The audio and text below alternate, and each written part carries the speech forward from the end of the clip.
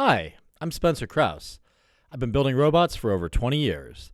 In that time, I've seen a lot of interesting things, and I've heard a lot of interesting stories. Collaborative with Spencer Krause is a place where my colleagues and I can relax, crack a drink, and talk about some of the crazier things we've seen at work and some of the experiences we've had that have gotten us to where we are today. Subscribe today to join the collaboration.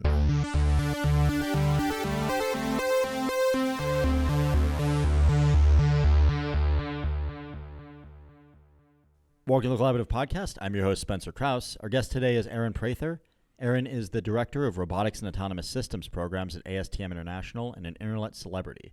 Aaron, welcome to the pod. Thank you for having me, Spencer. Glad to have you on, buddy. Yeah. It's quite an honor. This was an impromptu decision yesterday at the ARM member meeting. Yes, it was. Now we're outing ourselves for how long our production cycle is going to be when this comes out in months. We're going to talk about some great stuff. I'm really, really excited to get into it. Yeah. So, thanks for having me. And as you just shared with the audience, we're doing this during the ARM Institute's annual meeting. So there's a ton of great roboticists in the city right now. Oh, yeah. And I think it's just a testament of just how great Pittsburgh is for the robotics industry and how important it is to it. So great to be here with you and just all our fellow roboticists this week. Likewise. No, I've been seeing so many people that I only get to see like once or twice a year. And it's, yourself included. And it's just lovely. And it's a real meeting of the minds. ARM's doing a great job, I think, just getting some of the brightest in our industry together. Absolutely. Awesome. So how did you get into the standards game? Because that is not something a lot of children think, like, I'm going to write standards when I grow up. It's interesting. I sort of just fell into it, like I think a lot of us do on some of these things. I was working at FedEx. I was working on robotics and automation, and I just kept coming across these. What's this ISO 10218? What's this? What's this ANSI R15.06? And so I just started going to some of the meetings put on by our friends at A3, at that time still RIA, the Robotics Industrial Association, and just really started realizing, like, wow, there's a whole world here of this is what holds us all together. Oh, yeah. And just started working with Carol Franklin there at A3 more and just getting involved in more and more standards making. And then eventually just what happened is ASTM says, hey, we're working on robotic standards too, and we'd love to bring you on board to help us lead our efforts. And that's where I just sort of 3 years ago decided to wrap up a 27-year career at FedEx. Wow. And move over to this because the great thing about working on standards is you're not helping just one company solve their one problem that I was doing at FedEx. I get now to work with numerous companies on trying to solve a lot of problems. Isn't that the best? Yes. So the whole thing is I do not have a dull day because one day I might be working on industrial robots. The next day I might be working on service robots. AI now is becoming a bigger part of my career just because of how AI and robotics are a match made in heaven, to say the least. Oh, yeah. So it's just something now that I get to work with so many different people, both inside and outside the robotics industry. And I think that's where standards are. Standards is that bridge between the technical and the non-technical, the private sector and the public sector. So it's a great place to be. It's a nice little nexus point to be at. And but that's how I sort of got there. I just sort of fell into it. That's awesome. So you just basically got recruited sort of by A3, and then ASTM caught on and was like, yoink. Yeah. The whole thing is, him. Yeah. So. I still work with the team at A3. Oh, they're the best. I like those guys a lot. Yeah. The whole thing is, that's the other thing about the standards world is even though you work for maybe one organization, you partner with other organizations because that's what's needed. Standards are a consensus basis. You have to have pretty much widespread agreement between everybody to get a standard out the door. So you have to play nice with everybody and you have to work with everyone. And so the whole thing is even though A3 really brought me into the world as a volunteer working on standards, yes, ASTM gave me a paid role, but I still work with the team at A3 all the time. Awesome. Yeah, no, they're doing some great work over there. I like Jeff a lot. Yes. He's got some great insights on a lot of different things. I should get him on here at some point. Jeff, if you're listening, yes, welcome on anytime. Actually, Jeff and I are doing a workshop next week in San Francisco for a company. So, again, just showing how we're all interconnected. Oh, for sure. It's such a small world. Yeah, it is. Yeah. So what are some of the areas that ASTM does standards in? Well, I mean, ASTM is the oldest standards organization. A lot of folks don't realize that. I think we're about to kick off our 127th year. Oh, wow. Yeah. So we were born out of the U.S. railroad industry and of just starting to set the standards of what kind of metal's going on the track, how wide's the track, all those kind of things. And that's what really kicked off the railroad industry. But since then, we have gone into over 100 different industries. I mean, we're really big in concrete testing and even consumer product safety. What's really interesting is ASTM formed the first consumer product safety standards group before the Consumer Product Safety Commission was even formed by the U.S. government. How far in advance did that happen? About a year and a half. Okay, so it was like pretty close. Pretty still, close. Yeah, faster. But the whole thing is just to show how standards operate is these government agencies rules really now, especially since it's about the Clinton administration is where you see this real hard shift happen of where consumer product safety until the Clinton administration. Yeah, we actually had it before then, but what really happened is during the Clinton administration they said if there's a standard that's being used by industry, just use it. Don't go be a regulatory agency that just makes regs without inputs. And that's why the fox guard in the hen house. Yes. So the whole thing is now is if you look at what the Consumer Product Safety Commission actually enforces, a lot of it is ASTM standards. Nice. So it's like, this is where standards really sort of become regulatory in a way. But what's great is as I mentioned before, standards are born out of the industry itself. So if the regulatory agencies are saying that the industry's already come to an agreement on how something should be done, then as a regulatory agency, we should just enforce that. Just hold them to their own thing. Yeah, makes sense. And so the whole thing is because of that real big shift during the Clinton administration of that kind of mindset of just if there's a standard, just follow the standard. Don't create a reg out of nowhere. You now have us in very unique industries. Like we are now the standards organization for the cannabis industry. Nice.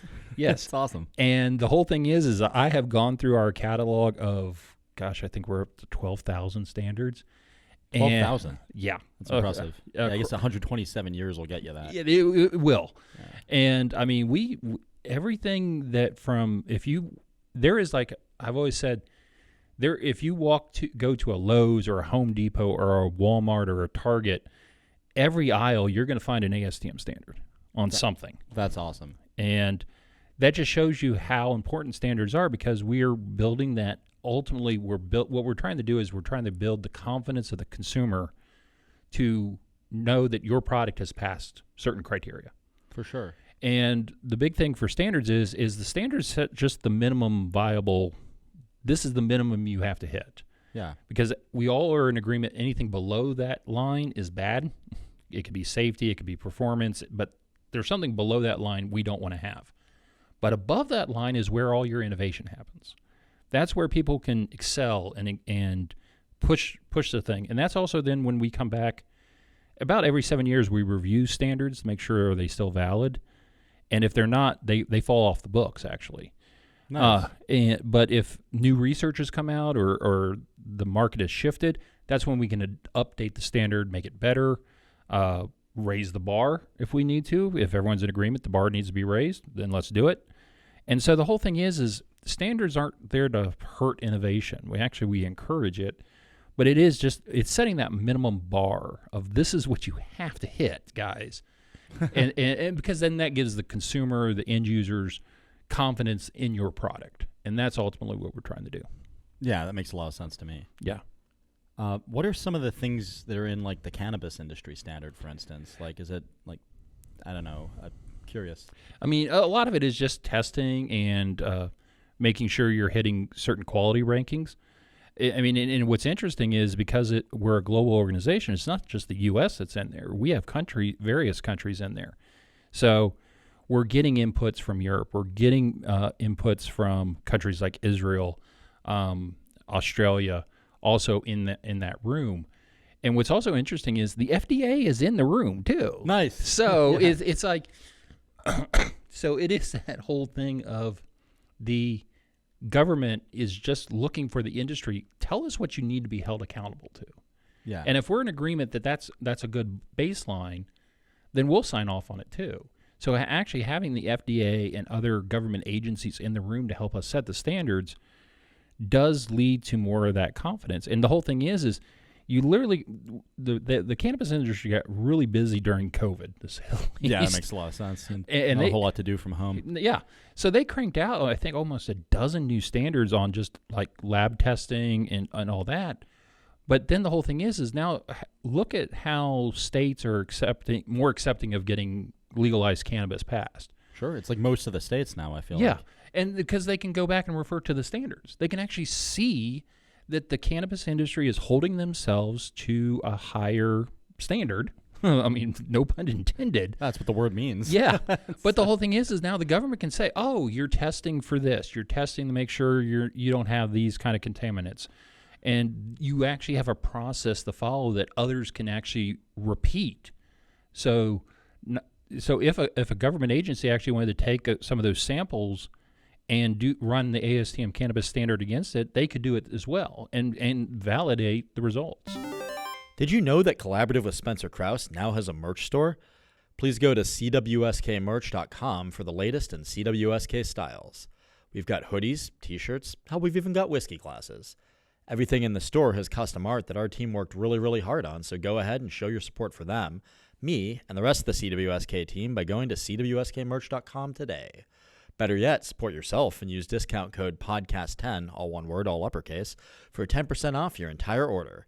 Thanks for your support and enjoy the rest of the show. Collaborative with Spencer Krause is sponsored by SKA Robotics. If you're in the market for elite field robotics expertise, please consider hiring SKA Robotics. They sponsor this podcast and solve some of the toughest engineering problems in the world. SKA Robotics can be found at skarobotics.com. So this is why I always encourage robotic companies to get involved in standards, because we see successes.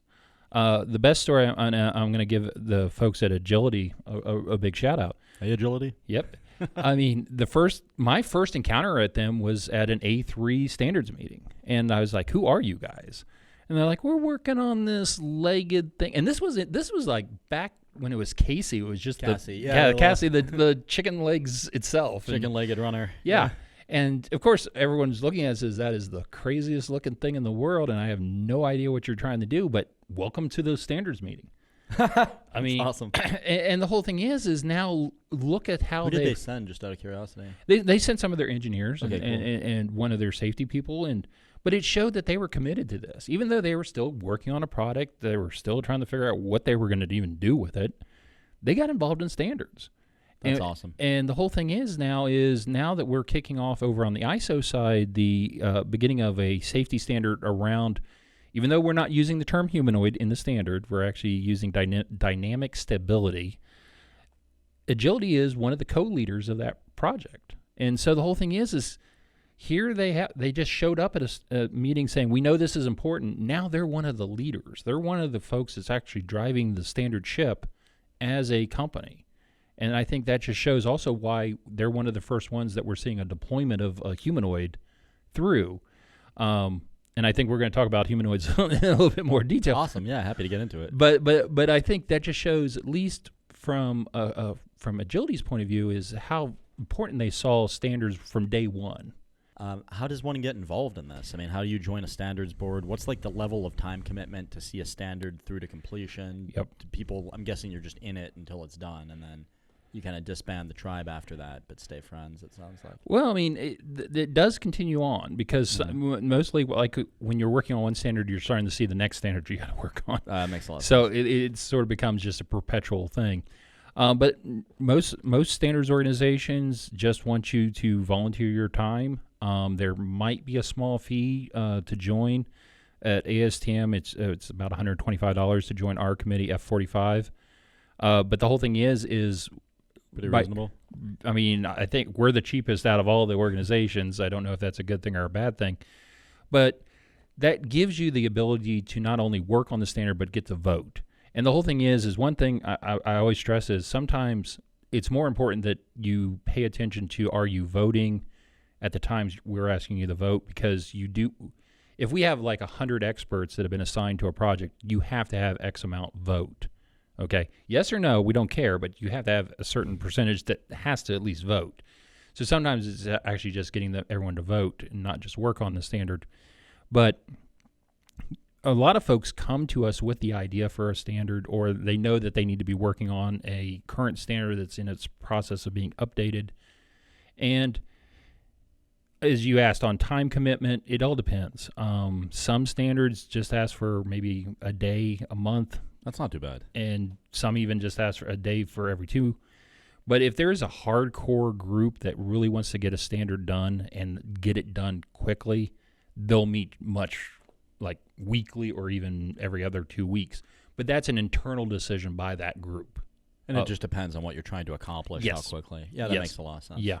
I mean, if you want to go fast, we'll let you go fast. And these are like all-day meetings. So. Yeah, and they can. And so the whole thing is it is all voluntary. And the whole thing is I think that's going to be always the one big struggle, is because we're asking companies to give us some of their brightest engineers or brightest non-technical folks, whatever we're working on, and saying we need them for a day, and just give them that freedom. And that's a challenge. I mean, and that was a challenge when I was at FedEx, because I had work I had to get done for FedEx, and I'm volunteering at the same time. So there is that. You almost have to look at what's the value of that person working on the standard. But as I said, going back to the agility, there is a benefit. I mean, so that investment they put in early is starting to pay off for them. So you just have to look at it through those lenses of what is this value to you as your company. I'll definitely have some follow-on questions after we finish up here. Mm-hmm. You're planting a lot of seeds right now, Aaron. Yep. I mean, and that's what standards are. I mean, we are planting seeds on different areas. When I started in this whole thing, we were very focused on the big core standards, but now we're starting to build mini standards that are like application specific, small industry specific. We're getting ready to do some work for additive construction. Oh, cool. I mean, because that's like printing buildings. Printing buildings. I mean, that's going to be huge, but there's not a lot of standards in that area right now. Yeah, it makes and the AM, like desktop printer stuff probably isn't even applicable. I mean, there's something to be learned from them, and the whole thing is ASTM has a ton of additive manufacturing standards that we're probably going to leverage. But absolutely, there's going to have to be some tweaks to that, and that's the other thing about standards is sometimes you have some existing standards that you can leverage and use to then build off of. Going back to our humanoid standards, that are the idea of humanoid standards to be developed for humanoids. We're looking at things like tip over tests that for the furniture that you put in your house. Everyone knows that when you buy now a dresser, they have those little hooks on the back of it.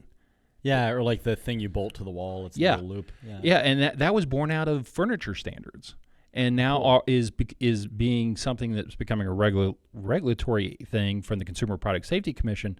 But that reg that they're going to introduce, pretty much telling the Costco's and Walmarts of the world that sell that furniture that you have to have those hooks on there, that you can trace that all the way back to an ASTM standard. Awesome. And so the whole thing is, but that's a question about stability. And one of the questions for humanoids is stability. So looking at some of the existing standards for furniture, especially if you're going to put a humanoid in the home, you sort of got to use something that the Consumer Product Safety Commission already knows. And if they know that furniture tip-over standard, you can use that language and that thought process to help communicate to them what might be needed for the humanoid. So there'll be like little borrowings of a standard. That's awesome. But this is how, as a standards organization, you just keep sort of building on new things, but you're learning from your previous lessons. So who's to say that down the road, I mean, one thing a lot of folks don't realize is sex toys actually have standards, nice. And ASTM has those. What are some of the standards for those? I mean, it's a lot of safety stuff because of you could do a lot of damage. You could do a lot of damage. There's like what kind of plastic should be used, those kind of things. So the whole thing is sharp edges. You don't want sharp edges at all on those kind of things. So the question is that I ask myself is, okay, when is somebody in the sex robot industry going to come to me saying we need a standard for sex robot? I'm sure it's coming down the line. It is probably coming. And guess what? I'm probably going to have to go pull. I'll go pull those sex toy standards and also the dynamic stability standards. Yeah. And it's like, okay, let's start putting this stuff together. So it can get really interesting really fast. And as I said earlier, there is no dull moment in standards. Standards sound dull until you start looking at what kind of things we work on. You have an amazing way of making standards just interesting, like even to a curmudgeon like me who's like eyes glaze over when I read, a long document.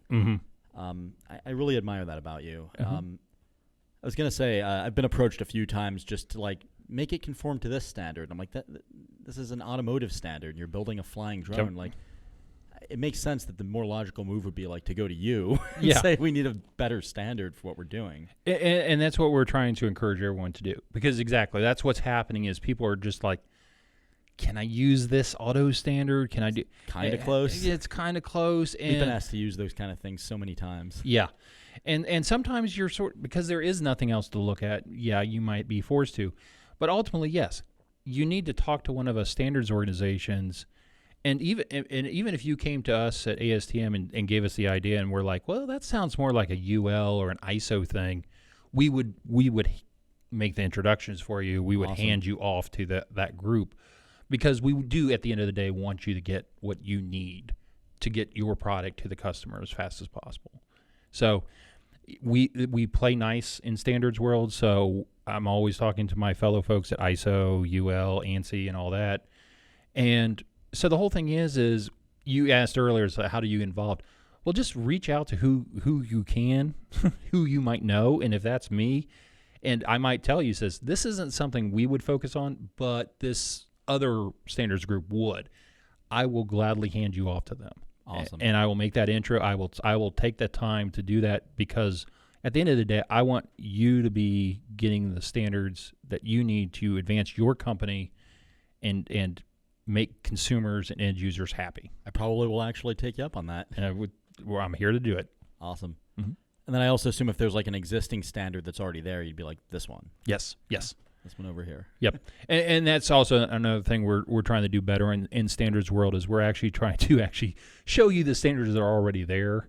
I know that's actually one of the questions I get a lot more than asking for a new standard, is just, Aaron, tell me what standard I should be following. And we will gladly sit down with you on that too. And then if it doesn't exist, you'll say, hey, It doesn't exist. Let's form a standards board if you want to. Yes. And exactly, that's like going back to the additive construction thing, is that industry is very much saying, we're 3D printing homes. We know we have a gap in our standards framework. And that's why they're coming to us saying, let's put something together on this. And that exactly, you described it. They were like, let's find what does exist. And there was stuff that they could pull from various other construction standards and automation standards. But the whole thing is, there is still a big gap. And that's what we're going to go fix for them. We're going to put a group together of experts, and we're going to tackle that. That's awesome. I'm still waiting to see the 3D printed sex doll standard. We'll come to that one when we want to. but the whole thing is now I think that we put that out there. I have probably cut down how long I'm going to be waiting on that to come our way. But the whole thing is there is every product that's really out there has some kind of standard attached to it. So yeah, incredible. So every new product, every new breakthrough we do in our industry is going to probably eventually have a standard. That's awesome. So to change the subject a little bit, I mentioned you just making this stuff relatable and interesting even to a guy like me. I think one of the ways you've been successful at doing that is just masterful use of memes on the internet. I crack up when I read some of your LinkedIn posts and I just see the stuff you put together. How do you start going down that road? How do you find what worked with people? Like, is it like an A/B? Like, I'm gonna lean into this one didn't hit so hard, like, kind of like how a stand-up practices their work. Like, yeah, how'd you get into that? I mean, the whole thing is I've always liked just telling jokes and because the whole thing is I mean, in standards you have to be serious, but the whole thing is if you're just always serious, you're not going to make those human connections. So humor is always, and I've always said, first make them laugh, then make them think. I love that. That's like a direct George Carlin quote as Yeah. well, I'm pretty sure. Yeah, it is. And so the whole thing is the memes sort of are those nice breaks I try and put into your LinkedIn feed just so you just stop for a second, have a laugh, and then move on. And so I try and interject a meme every 3 days into my feed. And I love it. It makes my day better. Yeah. And I just do that because you're scrolling through your feed. You're seeing news, some good, some bad. Ads. And I just want you to like stop for 1 second as you're scrolling, have a good laugh, maybe even think about something that I'm joking about, because I try and also make it realistic of just like, this is something we all deal with. Well, that's it. I mean, I think a lot of the humor in the memes that you post is that there's truth in them. And so, you know, it's a silly image, but then, you know, like the text often alludes to something that, you know, like all of us experience. Yeah. And so I'm just trying to interject some humor into the day, still make you think about something, but just to give you that moment of joy before you keep scrolling again and seeing something bad again. So the whole thing is I do try and like every third day put a meme out there, hopefully a new one. I do have a catalog now of memes that if I can't think of one off I'll pull one out of the old archives just to rerun again. Is there like a minimum time between running the same one that you try to? I try and keep them about minimum 2-3 months apart from each other, nice. Just so you're not getting too dull on that. But the whole thing is I've always had this approach that I try and make my personal feed on LinkedIn sort of like almost the New Yorker magazine come to life, where we're going to talk about some serious stuff, we're going to talk about some upcoming events, but we're going to throw in some of those jokes that, like, the New Yorker is always known for its cartoons. Yeah, for sure. And sometimes I'll even share some of those cartoons from the New Yorker that talk about robotics. Just again because I just want to make sure we're not always being too serious on ourselves, and just let's laugh. And I always want to laugh at myself on some of these, because sometimes I feel like I get too serious about some of the standard stuff, and sometimes it just breaks up the monotony. Yeah, for sure. And I'm the exact same way. You know, I tend to favor coworkers who like to crack a joke. You know, I mean, at SK Robotics, a lot of times, you know, we'll have to put in like a 12-hour day, or you know, just work a weekend, or just, you know, you work long hours on some of these projects, especially when the timeline is short, and it can be, you know, it's a little tense sometimes, and it's serious, and you know, there's real consequences if the robot doesn't perform the way that it needs to for, you know, various reasons. So if you just throw in like an off-color joke, I mean, I find it just keeps morale up. You know, it makes someone's day better. You know, everybody in the room laughs and high-fives each other, and you feel a little better, and it bonds you closer to your comrades, you know, to your point about being on a standards board. And so, I mean, there's a lot to be said for that. I think, you know, I agree wholeheartedly with that approach. Oh, yeah. And the whole thing is I mean, the memes perform real decently, but it is interesting is one of the things, and I hope everyone's paying attention to this that are on LinkedIn or any social media, is likes don't always mean equate to full impressions. I mean, I've had memes that have 200, 300 likes, but barely break 10,000 impressions, and I'll have that's interesting. But the whole thing is flip side is I'll have a very serious article that might only get 50 likes, but it will have almost 100,000 impressions, and it's like, okay, how did that work? Yeah, I mean, I don't know how the algo's doing that, but it just shows you the still value of LinkedIn is to get that information out to folks, and folks really do crave that. But the whole thing is I will always get complimented more on the memes than the serious stuff. But the whole thing is the serious stuff does really does have legs. on social media. And also, I'll notice that you'll see more executives and C-suites reading those articles. So the whole thing is serious stuff. Yeah. So for everyone out there doing social media in this space, I think my advice to you is mix it up. Be serious, be funny, be meh sometimes, because sometimes you just have to be meh on some things. But realize that there is a lot of value in doing those deep thought dives and questioning things. And I think that's also a sign of a healthy industry, of where we question ourselves sometimes. And we actually say, is this the right robot to make? Is this not the right robot to make? What's the value that we're providing to society as roboticists? Those kind of posts that ask those questions and really challenge our industry do have legs. I mean, I see it in my own numbers. So I really encourage folks to really put out some good information and challenge your followers on LinkedIn and other social media, of course, to think of what are we doing this for? Not always being rah-rah, I mean, kumbaya kind of stuff. Because I think that's the sign of a healthy industry, when you challenge yourself of just saying, are we doing the right thing, guys? Well, and chances are, like if you're thinking that, other people are too. I know I've been apprehensive about speaking up about some things that I thought were maybe ill-fated or, maybe not necessarily what the world needs, that I see a lot of people focusing on and chasing after and working on. And then I see, like Sean Dotson post, like, look at this ridiculous crap. Yep. And, I'm like, I'm glad he posted it, because I'm terrified of alienating the people that are working on it. Yeah. But at the same time, to your point, maybe there's something to be said for just, having some fortitude and being like, here's what I think. Yeah.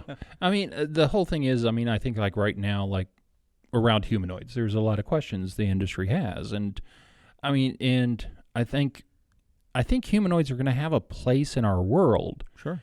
But my growing concern, and I think a lot of folks' growing concerns, like Sean, well, Sean might be on the extreme. Sorry, Sean. Hey, buddy. Good to see you. Yep.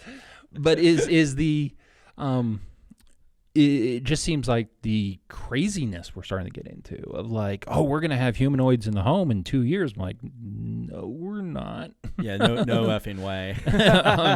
And the whole thing is I try and make my point clear is like, we've had Roombas, or pretty much robotic vacuum cleaners, for over 20 years. We have still not broken 30% penetration in the U.S. homes yet. And that's just a disc on the floor. And if we can't get that in every house, how do you think we're going to get a humanoid in every house? And then the whole thing is, we haven't even touched on, will the regulatory agencies even allow it, of having a humanoid in the home? That they have a lot of questions. There's a lot of there's growing concerns of tip over still.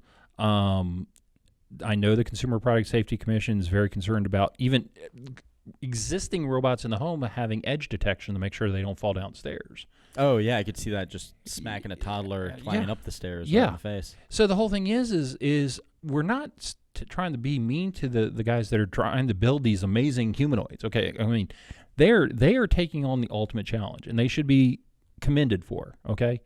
The flip side, though, is we have to live in a reality world of people are still just not going to be accepting of this. There's been a lot of studies in this area, and actually we're seeing even more research into this area where a humanoid is put up against pretty much an R2-D2 looking type of robot, and the people are picking the R2-D2 looking robot over the humanoid. So I'd imagine it's significantly cheaper as well. And that's one of it, but also they see more utility in that robot versus, okay, what's this?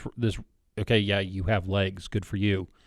What's that bringing value to me? Stairs. Yeah, yeah, and so the whole thing is I think again, we just need to have the healthy conversation saying, where is this going, and are we getting too far over our skis on some of this? And ultimately, we know with every technology, there is a hype cycle. And humanoids are probably about to go over the edge in more ways than one, into that delusionment chain that that every tech goes through. And the whole thing is I think the more healthy conversations we have, just going through these, talking through each one of these, might speed us through that, okay? Because it's going to happen. We're going on to go over the cliff. We're going to go into that. But the whole thing is if we're having healthy discussions and arguments in a good way of just trying to find what is the role of humanoids, be them in the factory or the home or wherever they're going to end up, will get us through that cycle faster. So the whole thing is don't take criticism poorly on this, because if anything, it will help you get to market eventually. There's no guarantee that you'll survive. Your company might survive this, because that's ultimately what's going to happen. Is we're going to lose some companies in this. But the whole thing is I think the companies that are involved in standards making, like our friends at Agility, our friends at Boston Dynamics, they know what's coming, and it's like, this is how we will survive it. We'll be working on standards. We'll be listening to our critics. We will be trying to find what is that happy space that these type of robots can fall into. And standards will help us get there, but just being brutally honest with ourselves as well will get us there too, because there is no promise of who's going to survive this. Again, we're not trying to be negative on this, but the whole thing is some of the videos being shown are humanoids doing tasks that other robots are already doing. So it's like, okay, my first question is how is that humanoid doing it better than this other robot? I mean, are we getting into the robots are going to take other robots' jobs? I mean, are we really going to go down that? But then the whole thing of what can it do in the home? And my only question is first of all, are people going to be able to afford this, or is this just going to be tech for the rich, which we can go down a whole socioeconomic argument on that side with. But the flip side is, again, the Roomba, a task no one likes doing. Right. And we still don't have full market penetration on that one. Then that just tells me, are people even willing to buy a robot that might even do 2 or 3 more extra tasks over what the Roomba is already doing? And I'm just not seeing it yet. And again, I will be happy if I am proven wrong and humanoids just take off like gangbusters. Let's do it. But the whole thing is the data is just not pointing that way right now. It makes a lot of sense to me. Mm-hmm. And I mean, even to say, like, maybe it's just a longer time horizon. Right? Yeah. Like maybe if you look like 15, 20 years, then sure. You know, but like, actuators will get cheaper, and the AI that runs these things will get better, and I mean, I don't know, like social barriers to entry will go down, and also like better standards. And and I don't think anyone, except maybe a handful of folks out there, are saying that humanoids are never going to happen. It's just the timeline might take longer than what is being sold by Wall Street and some of these companies. Yeah, that makes a lot of sense. I still remember, like, when I got out of grad school in like 2014, 2015, I totally bought into the idea that like every car was going to be a self-driving car by like 2016. Mm-hmm. And I was so wrong on that. Yeah. I mean, the whole thing is what we're seeing is that tech that is becoming at least helping tech. We're seeing the more alerts in the car, the semi. I mean, so the whole thing is lane keeping is amazing. I love it. I use it every day. Yeah. So the whole thing is it's not to say that we're not on a pathway to full autonomy. If anything, we are taking these incremental steps along the way. And who knows, maybe that's what the path humanoids will follow. And actually, I think what we're starting to see with some of these humanoid companies is some of them are branching into other areas. Some of them are doing industrial automation on the side, taking the lessons that they've learned from their humanoid. Cool. And I think that's a real smart move. Some of them are getting like into exoskeletons because they've learned the form factor. Same thing. Well, the controls are pretty much the same too. So they're finding these adjacent areas that they can go into, and I think that's really brilliant on some of these companies' parts, because it shows that they're taking that dream technology right now, but taking like, ooh, this one component can help us here, this one component can here. I mean, Honda has launched like a whole exo group based off of Asimov. I didn't realize that. That's interesting. And they were like the first humanoid. Yeah.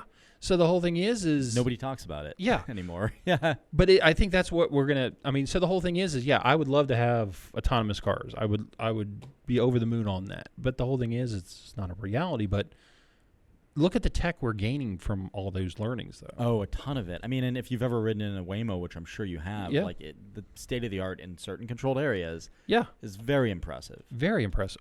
And it would be great if it could go beyond that. But I mean, the whole thing is I'll give credit to Waymo of they're taking that measured approach. They're taking step by step. They're getting there. They're about to open their first winter cities, and it's like, ooh, this will be interesting. What do they learn? How to? So I applaud them for that measured approach, and at least they're not saying like some folks of, oh, it's just around the corner. We're going to have it right around. It's like, no, they're saying we haven't even gotten to a winter city, but we're about to go to a winter city. Like I think they're going to Denver. And it's awesome. And it's like a great city. Yeah, and it's like good. I mean, they're checking the boxes. They're just going down the list, and I like that measured approach because it's showing progress, but it's not becoming super hyped kind of stuff. And I think that's a smart way to do that. It's refreshing for me too. I mean, I think those guys are taking like a sober, even keeled, like to your point, like they're not overhyping it. Mm-hmm. I mean, they're not running out of money. Like they're backed by Alphabet. Yeah. So it's just, all right, we're going to take our time. We're going to keep working on this. We've got a 20-year lead on everybody else. Mm-hmm.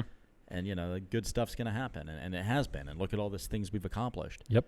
The one I'm really excited about with the humanoid work, like I think more in the near term, is some of the dual arm manipulation algorithms that are coming out. Like the fact that we can fold laundry now. Mm-hmm. I mean, I that's been something that SK Robotics gets asked about laundry folding robots like for the last 10 years. And I'm like, no, like that's so hard to do. And like these guys spent hundreds of millions of dollars, and now we can fold laundry. And it's like, but like none of the people that asked us had hundreds of millions to spend, right? It was always like Yeah, and I think I think that's going to be one of the questions I'm starting to have is dexterous manipulation is, I think, what ultimately we're all trying to get to. We're trying to duplicate the magic of the human hand.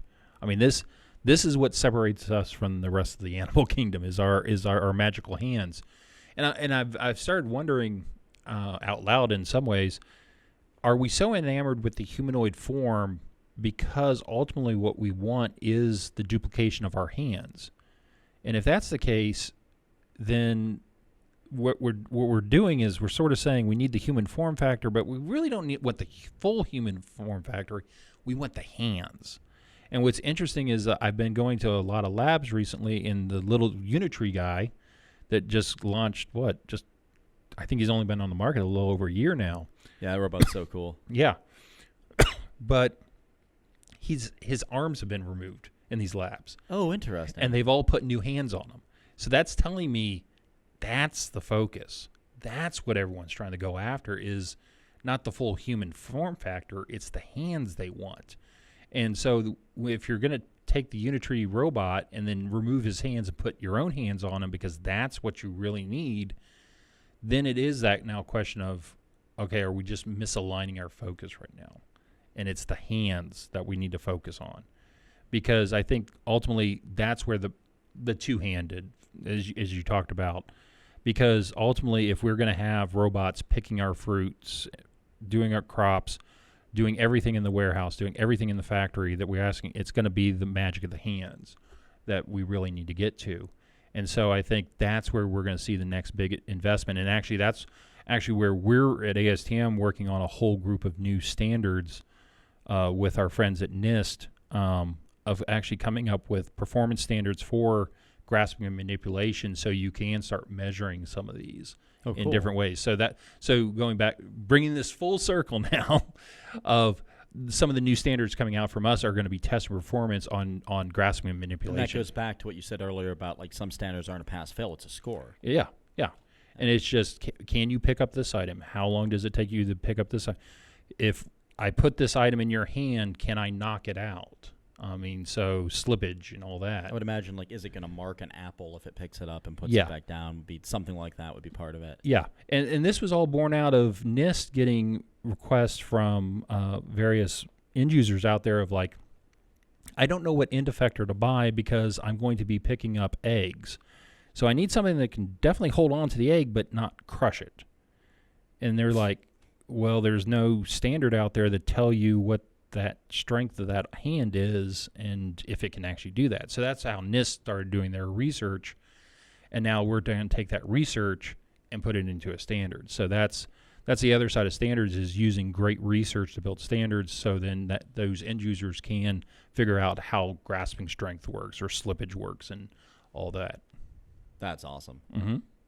Just so our listeners understand, we're not just writing standards to write standards. We're actually doing the research to make sure the standard makes sense. Awesome. And if the research isn't helping us on that, then the standard is not going to get created, because we're still trying to figure out the research behind it. So we are discovering some of these issues in the lab of saying, wait, the robot's changing, its stance is changing as we're doing these things. How do we measure this?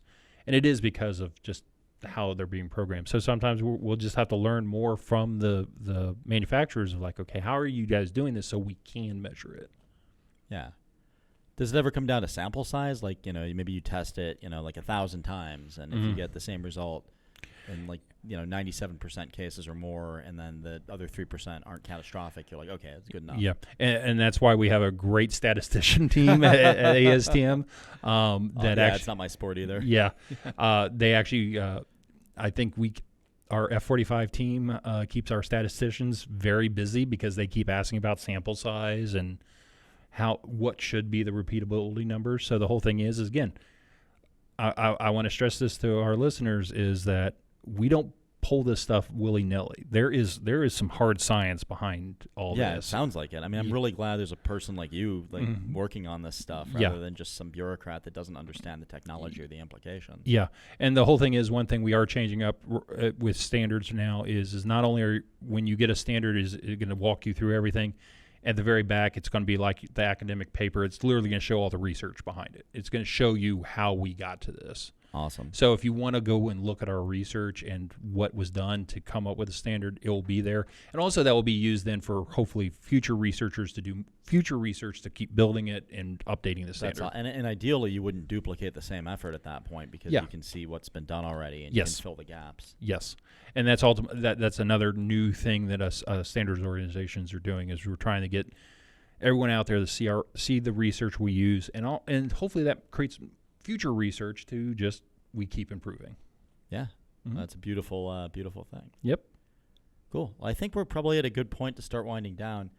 As we kind of near the end of the episode, is there anything you want to leave our listeners with?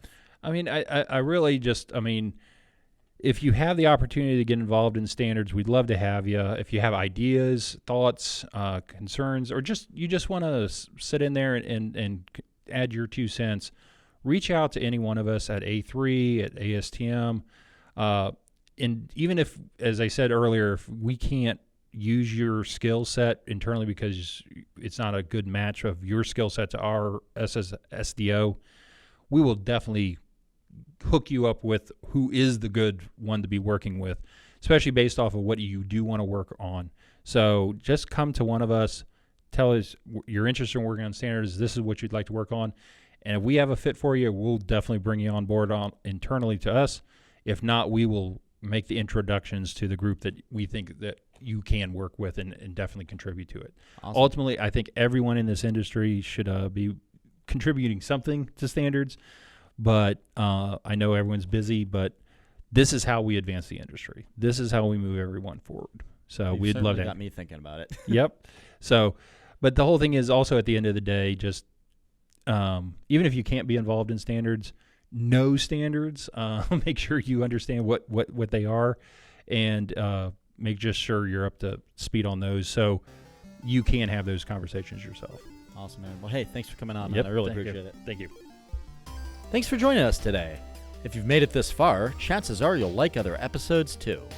Collaborative with Spencer Krause can be found on YouTube, Google Podcasts, Spotify, Apple Podcasts, Pocket Casts, and Radio Public. Subscribe today to get notified when the latest episodes release, and support the channel. Have an idea for a guest I should interview? Hop in the comments and let me know who that is. I'm always looking for new people to talk to, and chances are you know folks that I don't yet. Thanks for coming in, and I'll see you on the next one. Collaborative with Spencer Krause is sponsored by SKA Robotics. If you're in the market for elite field robotics expertise, please consider hiring SKA Robotics. They sponsor this podcast and solve some of the toughest engineering problems in the world. SKA Robotics can be found at skarobotics.com.